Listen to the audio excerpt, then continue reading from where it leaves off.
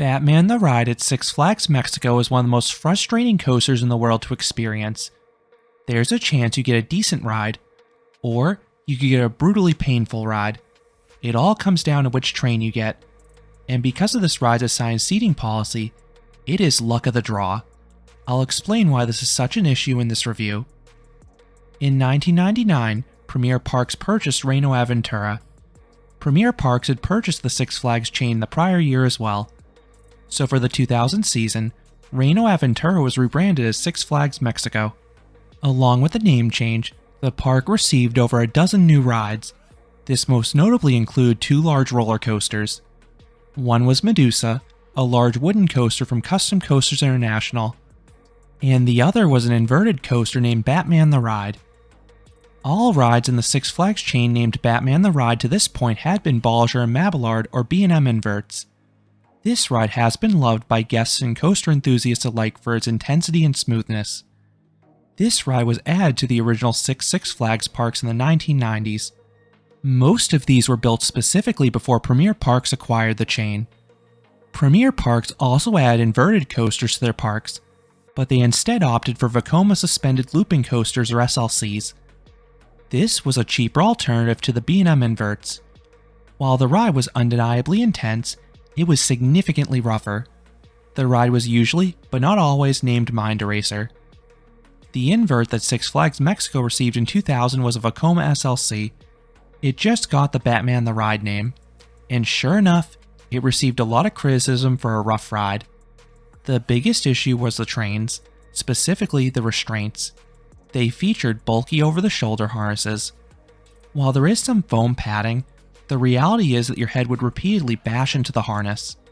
That is not the most comfortable sensation, especially on a ride as intense as this. Vekoma developed a solution a decade ago. They began offering trains with updated restraints. These trains have a lap bar component for the lower body and a flexible vest for the upper body. This dramatically improves rider comfort and eliminates the possibility of headbanging. These are put in a new SLC, and have also been retrofitted in some older models. Six Flags added these trains to the SLC at Six Flags New England just before it was rebranded as Riddler Revenge. The ride was wretched with the old restraints, but the vest restraints transformed it from a ride I had avoided for a decade to something I'll now ride every visit. Six Flags Mexico purchased one of these trains to Batman the Ride a few years ago, but there's a problem. They have two trains. The thought was that they would eventually add a second train with the vest restraints, but it's now 2024. They still have just one train with the vest restraints, and another still has the old over-the-shoulder harnesses. I hope the park will eventually acquire another train with vests, but there's no indication that's coming anytime soon, unfortunately. I imagine most guests only ride Batman the Ride once per day, so their preference would be to take the first available train. I think most coaster enthusiasts would have a strong preference for the train with vests given our experiences with SLC, even if it meant we had to wait an extra cycle. But there's an operational problem with that at Six Flags Mexico. The ride has assigned seating, so it's luck of the draw which train you'll get when you reach the end of the queue line. The park lets just enough people into the station to fill the next train. That is it. Now there are ways to manipulate it. 1. You can let people pass you in the standby line. I imagine most people will be happy to move past you to board faster. 2. You can use the Flash Pass skip the line pass strategically. The merge point is at the station, and you usually board the next train, so you can time when you reach the merge point to influence the train you get. This is what I did in my 2023 rides. The assigned seating policy also means you do not get to choose your row. I like the front row best in SLCs for the visuals, but I think the forces are fairly similar across the train at least. While I'm not a big fan of the assigned seating policy, I do have to praise the dispatch speeds in this coaster. The crew working this ride always busts their tail to dispatch trains as quickly as possible. In all my visits to this park, the next train is usually ready to go once the prior one hits the final brake run. This causes the standby line to move fairly quickly. The two trains each seat a max of 20 riders in 10 rows of 2.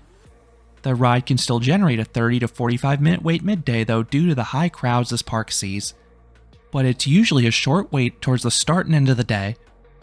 Part of the reason this ride draws a crowd is the eye-catching nature. Vekoma SLCs are always visually appealing rides with their tangled mess of track. And this one has a nice paint scheme too with the yellow track and gray supports. It's perfect for a Batman ride. Then this one also has some theming around it, such as a beautiful entry archway and a Batmobile in the ride plaza. Once dispatched, you ascend a 109 foot or 33 meter tall lift hill. One of the best parts about Vekoma SLCs is the absence of a catwalk beneath you. It's pretty freaky ascending a lift hill with nothing beneath you. It really emphasizes this ride's height.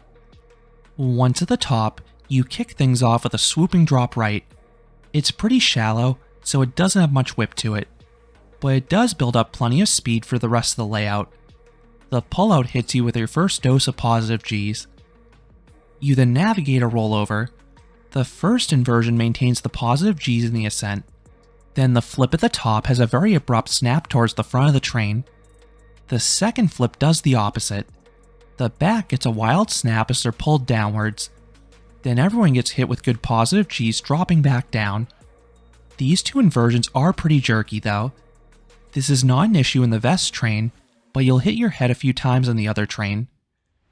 Next comes a wave turn. It does not offer any airtime, but it has solid speed, and the sideways banking offers a nice visual. The subsequent valley drops back down to the ground, hitting riders with another strong dose of positive Gs. This is immediately followed by a sidewinder. The flip is pretty jerky. Again, no trouble in the Vest train, but this is very uncomfortable in the other train because you will bash your head. Then comes a quick 270-degree turn, and this seamlessly transitions into the double inline twist. The entry into this has one of the scariest leg choppers of any coaster, as you narrowly avoid the exit of the sidewinder. Then you fly through the double inline twist. This inversion is fast and disorienting, as you rapidly flip back to back. It is such a whippy maneuver.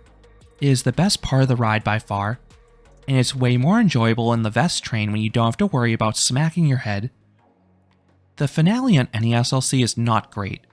You just have a mundane turn followed by a shallow hill upwards. They don't have any force to them. They just route you towards the brake run.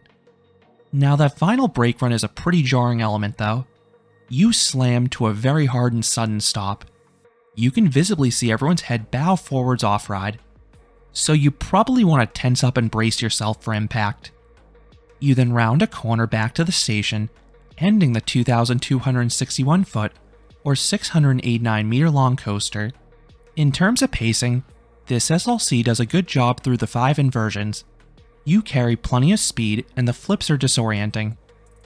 In terms of smoothness, the tracking and transitions are not the best. If you're in the Vest train, you will not get any pain, so while you'll shake, it is tolerable. In the other train though, you have a good chance of coming off with a headache because of all the head banging. So what would I ultimately rate Batman the ride? Well, it depends which train you're in. This would be less of an issue if you could willingly pick your train, but with the assigned seating policy, it all comes down to luck. In the Vest train, this coaster is a 6 out of 10. It is an intense and dizzying ride. While it is shaky, it's bearable in this train, so the overall experience is ultimately enjoyable. Just flawed. In the other train, it is a 2 out of 10. The head banging on the inversions is simply unpleasant. While there are rougher SLCs out there, I don't find the experience fun in the old train, and I ride roller coasters to have fun, not to get a headache. I really hope the park adds Vest restraints to the second train in the future. Until then, you're at the mercy of Lady Luck which train you get. The ride really should be themed to Two-Face because it has a split personality depending on the train. Do you feel lucky? So those are my thoughts on Batman the Ride at Six Flags Mexico. Let me know what your experiences are with this SLC down in the comments. If you enjoyed this review, I would appreciate it if you gave this video a like, and you consider subscribing, because there'll be a lot more roller coaster amusement park videos here at Canopy Coaster. Thanks for watching.